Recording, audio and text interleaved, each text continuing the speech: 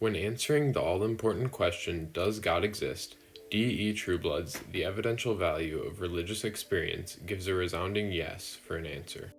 Trueblood's main argument in this writing is that religious experience holds such great value as the grounds for proving God's existence that it is not only reasonable to believe that God exists, but it is extremely difficult to believe otherwise. Essentially, Trueblood uses a three-step logical process to prove his point. First, he establishes religious experience as the primary evidence that believers have to support the existence of God. Second, he defines the parameters for a religious experience and characteristics that are common in religious experience. Third, he gives 4 tests of veracity for religious experiences to be considered valid or invalid as evidence for God. It is important to note that when speaking of religious experience, Trueblood is not specifically referring to visions and raptures. Rather, he is speaking of something that we would consider to be much more normative. Trueblood says, for most men and women, religious experience has been a calm assurance of the reality of a relationship which gives meaning to existence.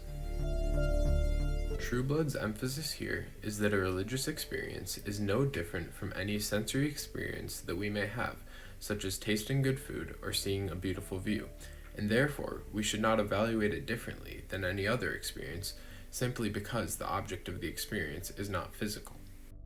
Trueblood now gives the 3 characteristics of religious experiences, those being that they are perceptual, cognitive, and personal.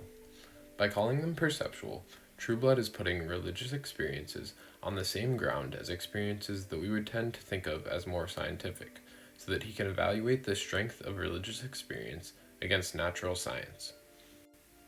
By calling them cognitive, Trueblood is able to establish that religious experiences actually carry with them knowledge claims.